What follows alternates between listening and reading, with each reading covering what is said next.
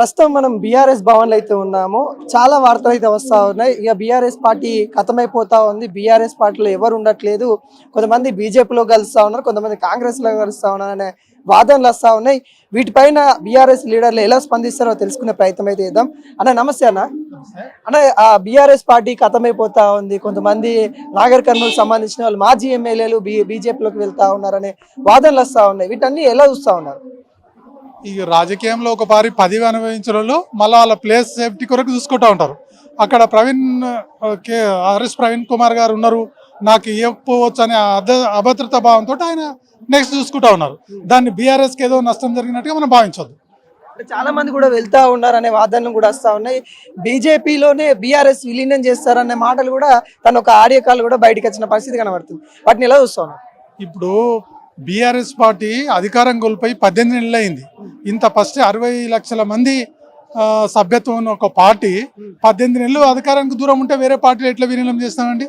అది అయ్యే ముచ్చట కాదు, అదంతా కూడా బోకస్ ముచ్చట. పోయేటోళ్ళు ఎన్నో సాకులు చెప్తారు, అందులో ఇది ఒకటి. అంటే కేసీఆర్ ఒత్తిడి తీసుకొచ్చిండు, కేసీఆర్ అన్ని తానే చేసిండనే మాటలు మాట్లాడుతూ ఉన్నారు. ప్రెజర్ పెట్టిరు మా పైన, మాకు ఏం నిర్ణయం కూడా తీసుకునే అర్హత మాకు ఇవ్వలేదు, ఏమున్నా కానీ పెద్ద ఆయన చేసిండని కూడా కొన్ని అబండాలు అయితే కేసీఆర్ మీద వేస్తూ ఉన్నారు. వాటిని ఇలా చూస్తూ ఉన్నారు. ఆయన అన్ని చేసింది అనేది ఒట్టి ముచ్చటనే, అన్ని చేసింది అనేది నిజం ముచ్చట. వీళ్ళందరూ కూడా మరి ఆయన ముఖం చూసే ఓట్లు వేసిండ్రు, వాళ్ళ ద్వారానే గెలిచిండ్రు. ఆయన డిసిషన్ తీసుకోవచ్చు. అట్లా నీకు ఆత్మాభిమానం ఉంటే ఆ ఇంటి ఫీల్ అయితే ఆ అధికారం ఉన్నప్పుడు వెళ్ళిపోతే ఆ కరెక్ట్ పర్సన్. కానీ అధికారం లేనప్పుడు ఉన్న దినాలు అనుభవించి ఇప్పుడు అబండాలు వేయడం కరెక్ట్ కాదు. కొంతమంది ఎమ్మెల్యేలు కూడా పోయారు, అటు దాన నాగేంద్ర కావచ్చు, కడియం సిఆర్ కావచ్చు, వీళ్ళంతా పోయినప్పుడు మరికొంతమంది కూడా వెళ్తారన్న వార్తలు వస్తా ఉన్నాయి. వాళ్ళకి ఏం చెప్తారు? ఇప్పుడు వాళ్ళ పరిస్థితి ఎట్లా ఉందంటే కక్కలేక మింగలేక అన్నట్టుంది. వీళ్ళు పిలుచుకుంటే బాగుండు అన్నట్టు వాళ్ళకుంది, మమ్మల్ని ఎల్లగొట్టింటే వాళ్ళు బాగుండు అన్నట్టుంది. వాళ్ళు పిలుచుకుంటే వాళ్ళు రానికే తయారున్నారు. వాళ్ళకి ఏందో 20 నెలలు అనుభవం అయిపోయింది. ఇట్లా కేసీఆర్ ఫామ్ హౌస్ కే పరిమితం అయిపోయిండు. కేసీఆర్ రావట్లేదు, ప్రజల పక్షాన ఉండి మాట్లాడాల్సిన సమయంలో కేసీఆర్ ఫామ్ హౌస్ కే పరిమితమైన కూడా వార్తలు వస్తున్నాయి. వీటిని ఎలా వస్తారు? సందర్భం వచ్చినప్పుడు వస్తారు. పులి ఎప్పుడు అడవిలోనే ఉంటుంది, కానీ దాన్ని చూస్తే ఊర్లో ఉన్న వాళ్ళందరూ భయపడతారు.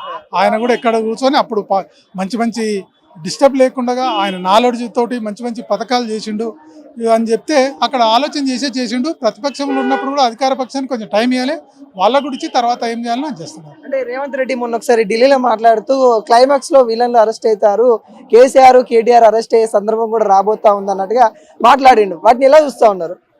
క్లైమాక్స్ కాదు, హీరో ఇప్పుడు ఫస్ట్ టైం అరెస్ట్ అవుతాడంటే ఫస్ట్ హీరో అరెస్ట్ అవుతాడు. వీళ్ళు ఒకవేళ అయితే గితే హీరో లెక్కలు హీరోని అరెస్ట్ చేసినట్టు. విలన్ కాదు, విలన్ ఇప్పుడు అధికారంలో ఉన్నాడు, నెక్స్ట్ వచ్చేది హీరో వస్తాం.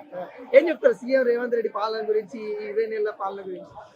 ఏం చెప్పాలో ప్రజలందరూ కూడా ఓటు ద్వారా జవాబు చెప్తా ఉంటుంది. పబ్లిక్ వెయిట్ చేస్తూ ఉన్నాం, లీడర్లు కూడా వెయిట్ అండ్ సీ.